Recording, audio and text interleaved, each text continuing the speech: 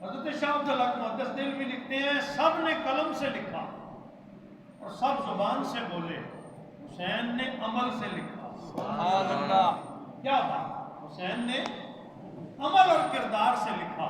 قرآن کی تشریح 5 مثالیں میں کوشش کرتا ہوں کہ ان 5 کا احاطہ ہو جائے۔ قرآن عظیم سے انہوں نے دی، وہ فرماتے ہیں کہ قرآن عظیم میں رب کریم فرماتے ہیں یا ایھا الذین آمنوا اتقوا اللہ، اے ایمان والو تقوی اختیار کرو، متقی ہو جاؤ۔ کہتے ہیں اٹھائیے امام حسین کی زندگی بچپن سے لے کر شہادت کے لمحے تک کہیں بھی تقوی سے خالی نہیں۔ اللہ کا ڈر اور اس کمال کا ڈر، اتنا خوف کہ راتوں کو کھڑے ہوتے مصلح پہ، رات بیت جاتی اور آپ کے آنسوؤں سے آپ کا سینہ تر ہوتا، اتنا ہوتے، اتنا خوف خدا میں ہوتا۔ 26 حج کیے، کتنے؟ 26۔ ایک حج کر لینا کوئی تو بڑا الحاج اور حاجی صاحب ہے۔ سیدنا امام علی مقام نے لگاتار 26 سال 26 حج فرمائے، ایک حج بھی سواری پہ نہیں، ایک حج بھی سواری پہ نہیں ہے، 26 کے 26 حج پیدل کی۔ سبحان اللہ، مدینہ طیبہ سے پیدل چلتے اور 25 شعبان کو چل پڑتے، رمضان رستے میں گزرتا، روزے آتے، روزے رکھتے ہوئے جاتے، اور جہاں جہاں پڑاؤ ہوتا سینکڑوں لوگوں کو دین کا علم سکھاتے، جو نبی پاک سے پڑھا تھا، جو حضور سے، جو اپنی امی جان سے، جو حضرت سیدنا علی المرتضیٰ سے سیکھا۔ راستے میں جہاں جہاں پڑاؤ ہوتا مکہ پہنچنے تک، اور پھر جب مکہ معظمہ پہنچ جاتے تو جہاں آپ کی رہائش ہوتی رش لگا رہتا، لوگ زیارت بھی کرتے اور قرآن بھی سیکھتے، دین بھی سیکھتے۔ ان 26 حجوں میں یوں تربیت بھی فرماتے رہے اور رب کریم کی بارگاہ میں پیدل حاضری بھی دیتے۔ اب اندازہ تو فرمائیں کیسا تقویٰ تھا۔ رب کریم نے فرمایا ایمان والو تقویٰ اختیار کرو، وَلْتَنْظُرْ نَفْسٌ مَا قَدَّمَتْ لِغَدٍ، اور تم میں سے ہر کوئی سوچے اس نے اپنے کل کی تیاری کیا کی ہے۔ مجھے بتائیں اس سے بہتر تیاری کیا ہو سکتی ہے؟ جو تیاری امام علی مقام امام حسین نے کی کہ 26 دفعہ رب کے گھر آئے۔ آپ کی سنت سے یہ بھی ملتا ہے کہ بار بار عمرہ اور حج کرنا، یہ بھی سنت حسینی ہے۔ اتنا شوق تھا، اتنی لگن، اپنی اپنی محبت۔ حضرت امام مالک نے زندگی میں ایک حج کی، زندگی میں ایک حج اور ایک عمرہ ہے۔ کسی نے پوچھا جناب 8 سال لوگ جا رہے ہیں، آپ کیوں نہیں جاتے؟ اپنی اپنی سوچ کی بات ہے۔ تو امام مالک نے اس سے کہا بھائی بات یہ ہے کہ میں حضور کے شہر میں مرنا چاہتا ہوں، ایک حج واجب نہ ہوتا میں ایک بھی نہ کرتا، ایک حج بھی اس لیے پڑھنے گیا تھا کہ وہ واجب اور فرض تھا، اور شہر مدینہ سے نکلا ڈرتے ہوئے نکلا کہ کہیں موت باہر نہ ہو جائے، میں رسول اللہ کے شہر میں مرنا چاہتا ہوں۔ سبحان اللہ۔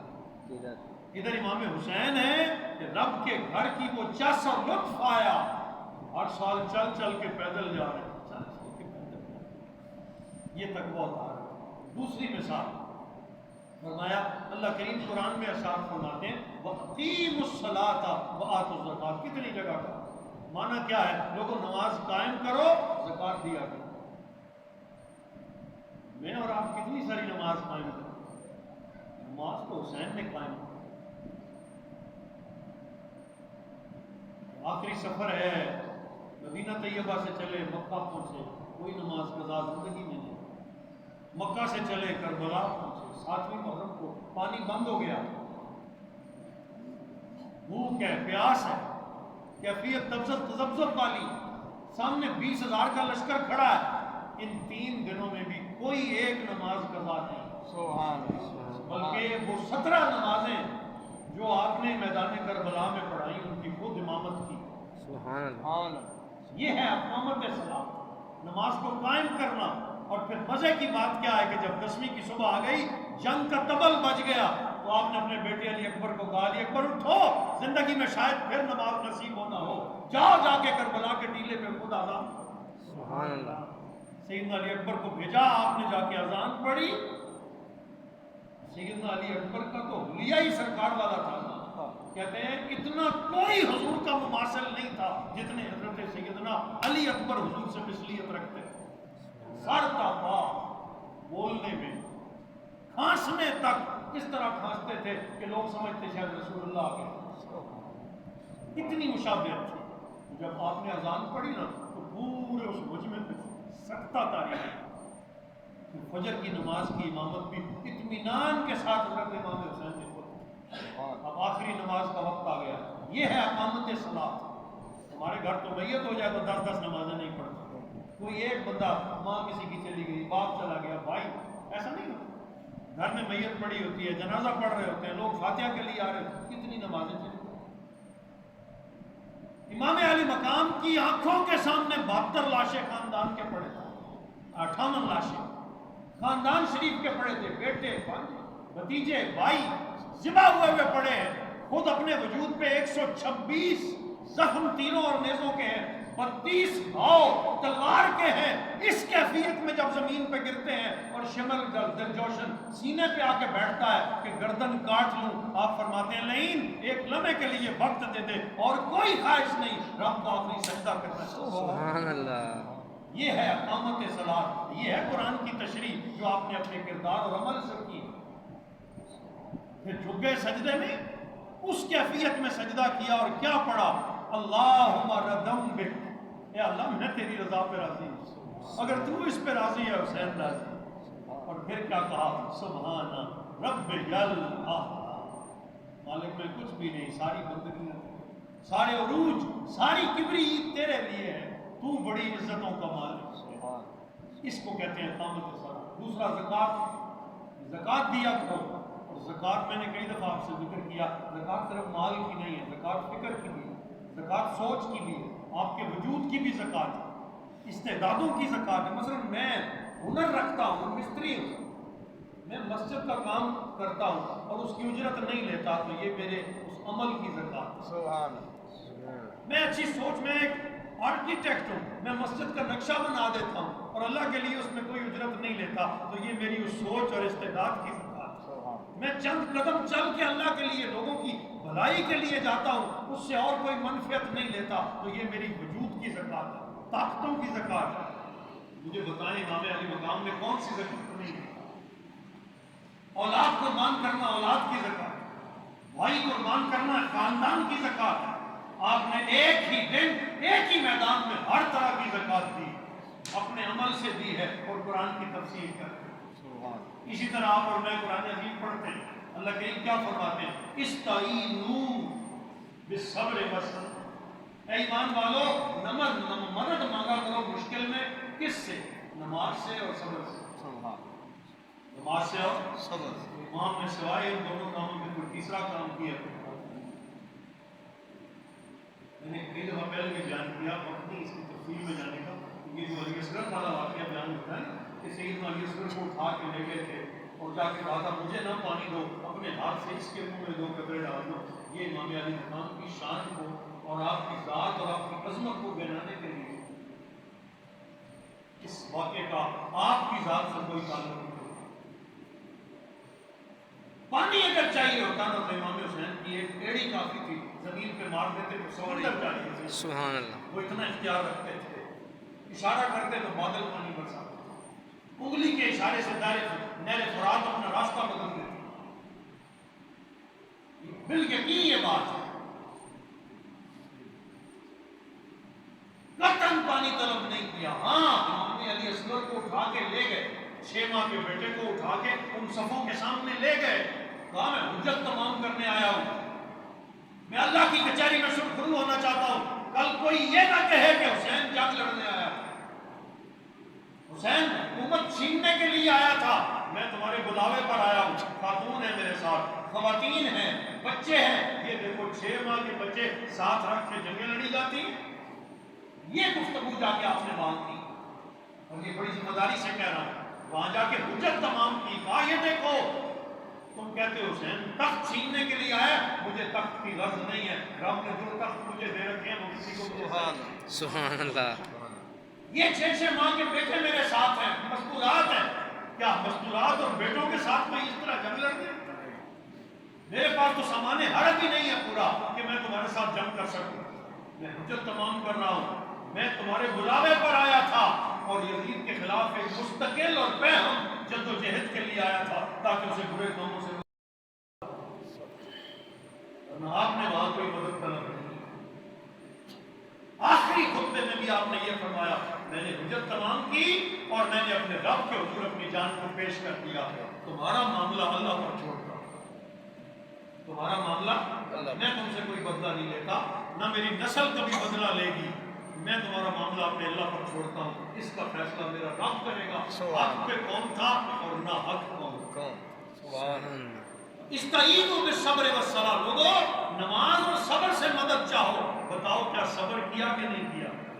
علی اکبر کا لاشا اٹھانے گئے تھے تو بال مبارک سیاہ تھے اور جب میدان سے لاشا اٹھا کے خیمے تک پہنچے تو سارے بال ضبط کی وجہ سے سفید ہو گئے. ضبط تھا اندر, دکھ تو تھا نا, تکلیف تو تھی نا جوان بیٹے. اور کون جوان بیٹا؟ شبیہ مصطفیٰ. وہ کوئی عام بیٹا نہیں تھا. علی اکبر شاہدانوں کے وہ بیٹے ہیں جو سر کے بالوں سے لے کر ناخنوں تک رسول اللہ کے مشابہ تھے. آج تصویر مصطفیٰ چلی گئی, تصویر مصطفیٰ چلی گئی تھی. وہ کیا تکلیف نہیں تھی؟ تکلیف تو تھی لیکن اس تکلیف کو اتنا برداشت کیا اللہ کی رضا کی خاطر اس ضبط کی وجہ سے وجود کے بعد سفید. لیکن ہائے وائے نہیں, جزا فضا نہیں کیا, بال نہیں نوچے, بلکہ یہ کہا انا للہ و انا الیہ راجعون. مولا میں تیری رضا پر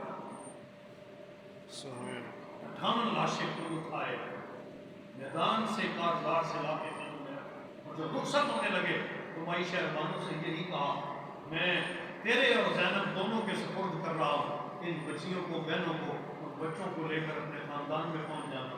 کبھی زندگی میں تعصب کا اظہار نہ کرنا. تم فاتح ہو, رب نے ہمیں عزت عطا کی ہے, اللہ نے ہماری قربانی قبول فرمائی. میں دیکھ رہا ہوں ابھی میرے مصطفیٰ مجھے لینے آ رہے ہیں, میری امی جان مجھے لینے آ رہی ہیں, میرے ابا جان مجھے لینے آ رہے ہیں. میں ان کی چوکھٹ پہ حاضر ہونے والا ہوں.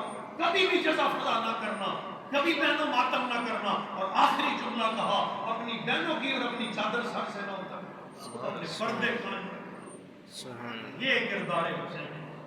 استعینوا بالصبر والصلاۃ. تشریف فرما رہے ہیں یہ ہے صبر. ہمیں تو ایک معمولی سی تکلیف آتی ہے, نمازیں چلی جاتی ہیں, 3 چل بھائی بھائی پتہ نہیں کیا کیا کر جاتے ہیں. حسین نے پورا کنبہ ذبح کرا کے بھی بھائے نہیں. اس لیے ہم کہتے ہیں واہ حسین. کیا کہتے ہیں؟ واہ حسین. شان کے ساتھ اللہ کے حضور پیش ہوئے ہیں. آج تک یہ نام اس لیے باقی اور قیامت تک ہمیشہ اس کو عزت نصیب ہوتی رہے گی. اللہ پاک نے اپنی اس قربانی کو قبول فرمایا, قبول عام بخشا. پھر قرآن عظیم میں اللہ کریم فرماتے ہیں وَلَنَبْلُوَنَّكُمْ بِشَيْءٍ مِّنَ الْخَوْفِ وَالْجُوعِ وَنَقْصٍ مِّنَ الْأَمْوَالِ وَالْأَنفُسِ وَالثَّمَرَاتِ. ہم ضرور تمہیں آزمائیں گے, کبھی خوف دے کر, کبھی بھوک دے کر, کبھی مالوں کی کمی دے کر, کبھی جانوں پہ امتحان ڈال کر, کبھی اولاد کی کمی دے کر. امام شاہ عبداللہ سے دل بھی لکھتے ہیں رب نے یہ 5 امتحان 10 محرم کو ایک ہی میدان میں امام حسین سے لے لی. ہم سے تو پوری زندگی میں اللہ لیتا ہے, کبھی خوف دیتا ہے, کبھی بھوک دیتا ہے, کبھی بچے لے لیتا ہے, کبھی متفرق ہو کے آتا ہے نا. میری 50 سالہ زندگی ہے تو شاید 50 سالوں میں نے 2-3 امتحان سے گزرا ہوں. کوئی نہیں گزرتا, کوئی ایک سے گزرتا ہے. اللہ پاک نے اپنے نبی کے نواسے کو 5 امتحان ایک میدان میں ایک ہی دن. اور شان حسین کیا ہے, وہ 5 میں سرخرو ہو گئے. خوف آیا, پہاڑ کی طرح آیا, ذرا برابر بھی اس خوف کو محسوس نہیں کیا. مطمئن رہے. بھوک آئی, پیاس آئی, کیفیت کیا ہو گئی کہ لب خشک ہے بولا نہیں جاتا, لب خشک ہے بولا نہیں جاتا. اس کے باوجود پانی طلب نہیں کیا. اللہ کے حضور اس کے ایسے امتحان بھوک پر بھی رہے. یہ قرآن کی تشریح ہو رہی ہے. مال کا امتحان, سارا کچھ قربان ہو گیا, گھر مدینے رہ گیا, جو کچھ مکے میں تھا وہ مکے رہ گیا. تنہا میدان میں آئے 2 کپڑوں کے ساتھ, وہ بھی اللہ کے حضور پیش. اولاد کا امتحان آیا, بھانجے, بھتیجے, بھائی, بیٹے, سب راہ خدا میں قربان کر دیے سوائے ایک سیدنا امام زین العابدین علی اوسط کے, جن سے آگے نسل مصطفیٰ چل رہی. یہ بھی اللہ کی حکمت تھی نا. آپ آپ کو بچ جانا کہ آپ شدت سے بیمار تھے، وہ ظالم آپ کی طرف بھی بڑھے اور تلوار اٹھا کے امام زین العابدین کا شمر نے سر قلم کرنے کی کوشش کی، تو ساتھیوں نے کہا یہ تو بیمار ہے، یہ تمہارا کیا کرنے کا، اسے چھوڑ دو۔ بس تو اللہ نے اس کے دل میں بات ڈالی کہ اس سے آگے نسل مصطفیٰ نے آگے چلا۔ حضرت سیدنا شہربانوں کے بیٹے حضرت علی اوسط، رقم کیا ہے؟ امام زین العابدین واحد اس میدان سے مرد بچے ہیں، اور دوسرے سیدنا حسن مصنع، یہ امام حسن کے بھائی ہیں، حسن کے بیٹے ہیں۔